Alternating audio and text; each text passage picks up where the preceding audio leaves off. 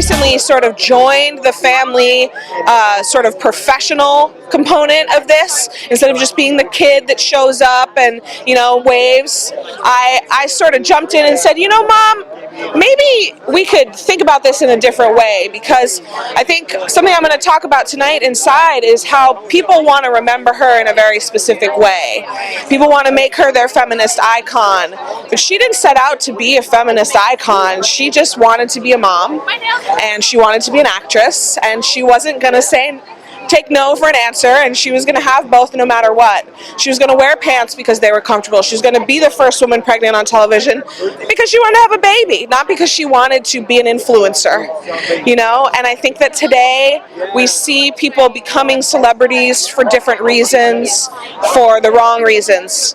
And back then, they became celebrities because they just persevered, both of them, and they didn't take no for an answer. And I think that that's the impact that they left on the world. Be humble, be kind, be gracious, but do not take no for an answer.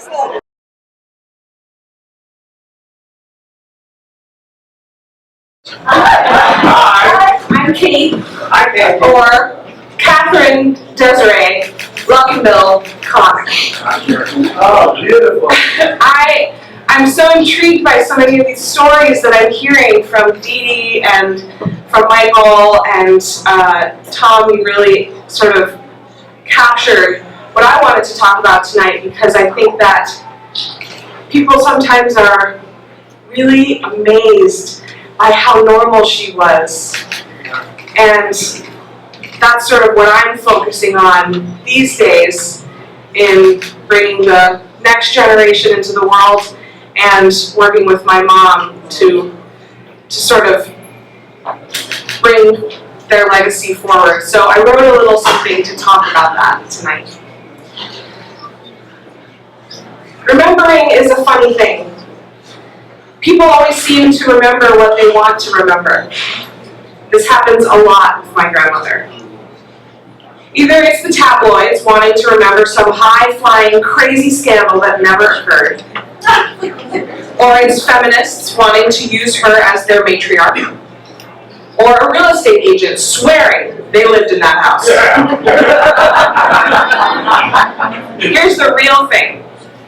My grandmother was a regular girl from upstate New York. She worked hard and never took for granted the opportunities that came her way, or the chance to learn from others. She was the first woman to be pregnant on television, not because she wanted to make a statement, but because she wanted to have a baby. She was humble, and she was a real person who just didn't take no for an answer when life got in the way of her dreams. Her dreams were complex. She wanted to be a mom, and she wanted to be a wife. She also wanted to be an actress and a comedian, and she was determined to do both. She didn't set out to be anyone's icon or influencer. Unlike the reality stars of today, she was someone who only dreamed of the life she ended up living. In her book, she describes her first arrival in California like this. In my wildest dreams, I never expected to get to Hollywood. Yet here I was, with the movie contract in my pocketbook, already creased with wrinkles from having been read so often. She always did her homework, studied her lines, and made sure to show up and do the work. That's the legacy she left women. Show up, do the work, be the best, don't take no for an answer, and they can't ignore you.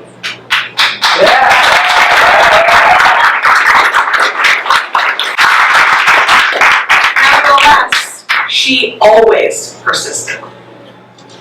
These are the things that I want people to remember about my grandmother, not just the fact that she was an excellent clown. So this past year, I have joined my mother in an effort to reignite the legacy of Lucy.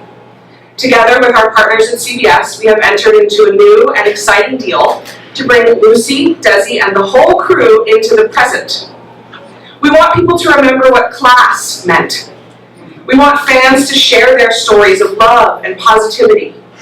We want the world to know what it was like when celebrities weren't famous for the size of their butt or the speed of their Twitter trigger.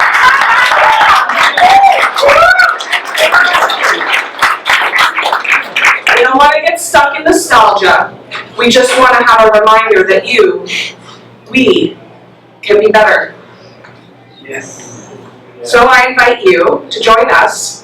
Follow us on Instagram and Facebook at The Lucy Legacy, and keep an eye out for new and exciting products that we feel are representative of more than just a conveyor belt of chocolates and a funny face.